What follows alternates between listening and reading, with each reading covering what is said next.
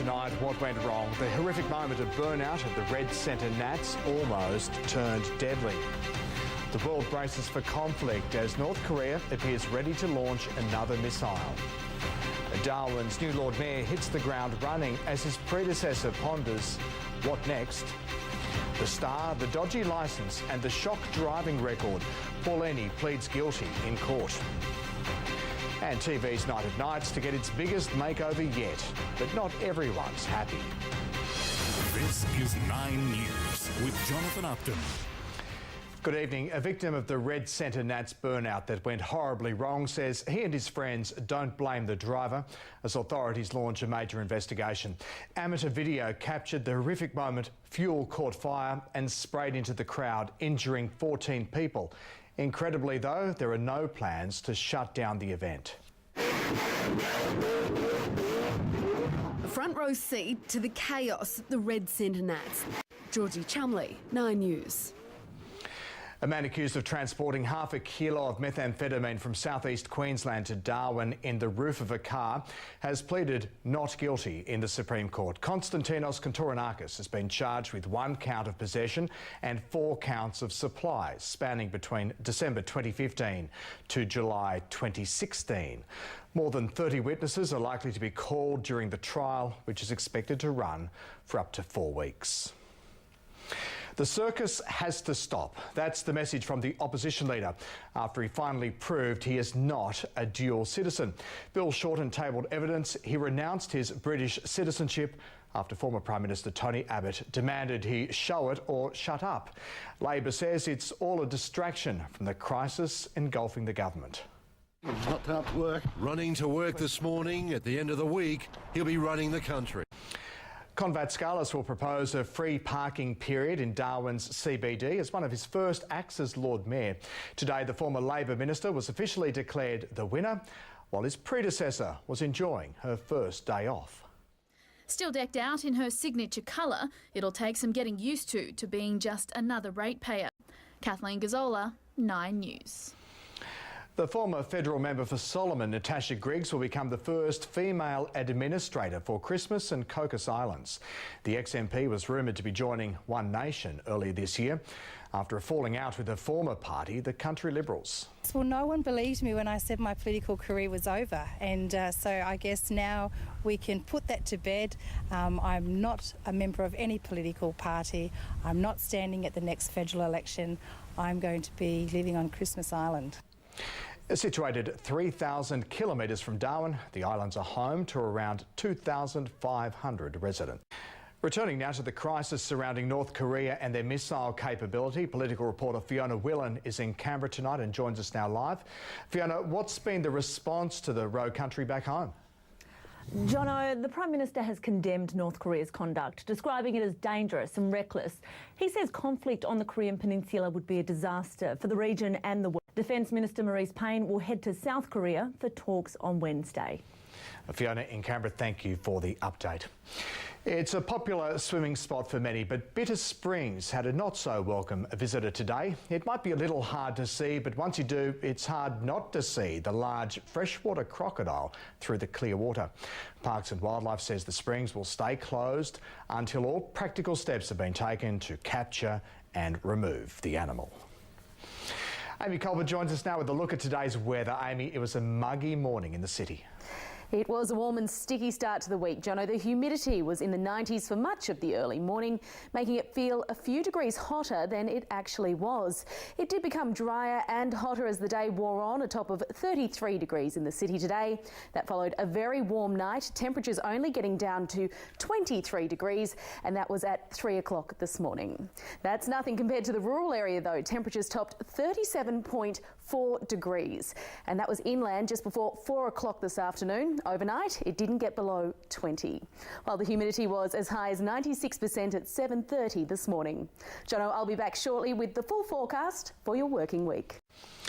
In the news ahead, the ADF cadet accused of trying a hand at armed robbery. A surprise visitor creates havoc at a suburban laundromat. And Panthers captain Matt Moylan walks away from the rugby league finals.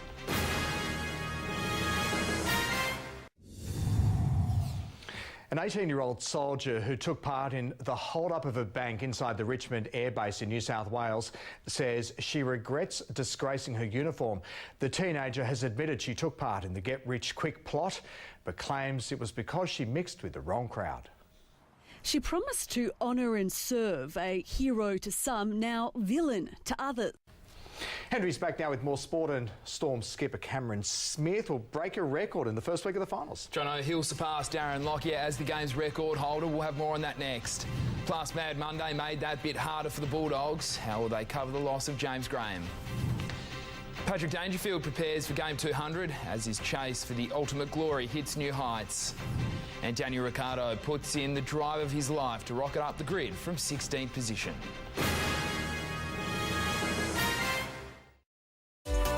Tonight's Sports Report is proudly brought to you by Harvey Norman Electrical.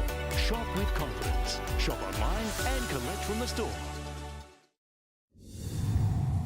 Now the competition starts again. 8 teams, 9 games to decide the NRL premiers of 2017. Sydney has 5 teams in with a chance. Queensland has 2. But as the Stars gathered at ANZ Stadium to launch the final series, the big question was, can anyone beat the Melbourne Storm? It's the time of year when footy really fires up. Patrick Dangerfield has declared the time is now for Geelong to add another premiership to its cabinet. The Caps superstar will play Game 200 on Friday night against the Tigers, but it's that silverware that's front of mind. Patrick Dangerfield's not so much impatient, more mindful the clock's ticking. But it was Venus who advanced into the quarterfinals, and expect her to keep on going. She'll be around the mark. Tremendous, Emery. Thank you. The news ahead, the latest headlines, plus how criminals could be using your smart TV to empty your accounts and steal your identity. From one president to the next, what was the advice Barack Obama gave Donald Trump? At the moment, karma catches up with this thief.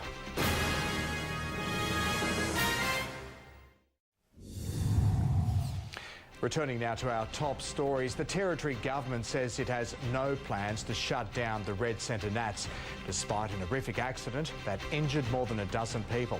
Amateur video shows the moment a crowd of race fans was engulfed in a fireball during a burnout performance.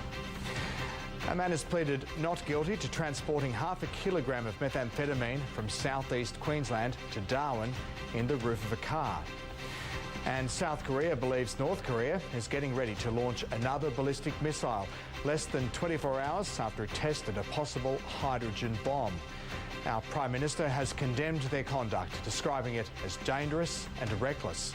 Defence Minister Maurice Payne will head to South Korea for talks on Wednesday. Amy's back now with a detailed look at weather. Amy, is there any relief on the way from these very hot days? Not anytime soon, I'm afraid, Jono. I'll have the details after the break.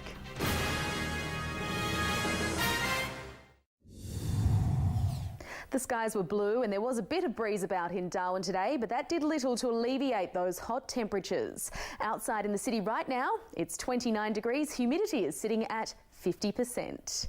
Earlier, the humidity was as high as 92% this morning, and while that dropped as the day wore on, temperatures peaked around midday. Darwin with a top of 33 degrees.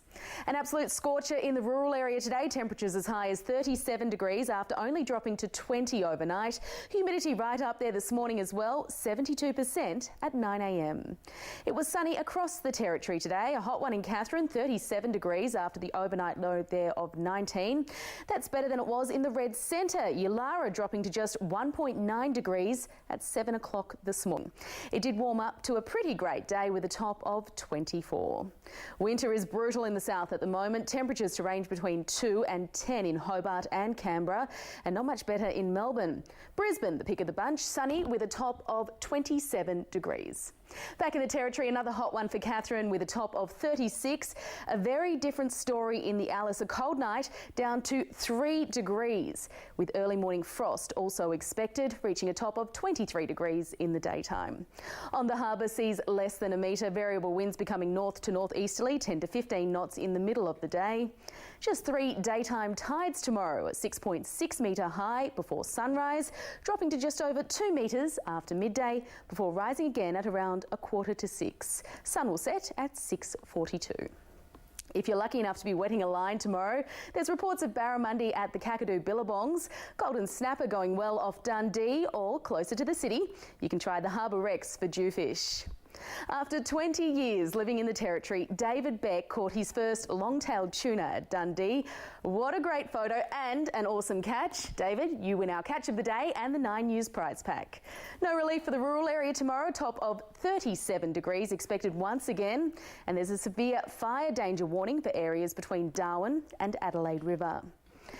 In Palmerston, temperatures should dip below 20 degrees tonight. There'll be early fog patches, but they won't hang around long, clearing to a sunny day with a top of 35 degrees. While here in the city, still no cooler at night. 21 degrees the low before a top of 34 in the daytime tomorrow. And you might not want to look at the week ahead. It's going to be a very hot 7 days. Tops of 35 through the middle of the week and into the start of the weekend. But hopefully we'll get one last run of cool nights before the build-up arrives. Jono? Amy, thank you. To finance, and the share market has opened the week lower. The All Ords off more than 22 points. And the Aussie dollar has nudged a little closer to 80 US cents. A good time too for a trip to Bali. Now, before we go, I've got some breaking news for you. The Duke and Duchess of Cambridge have just announced they're expecting their third child. As with previous pregnancies, the Duchess has been unwell and has cancelled upcoming engagements. In a statement just released, the Queen and members of both families are delighted with the news. And that's 9 News this Monday. I'm Johnathan Uptin. From all of us here, good night.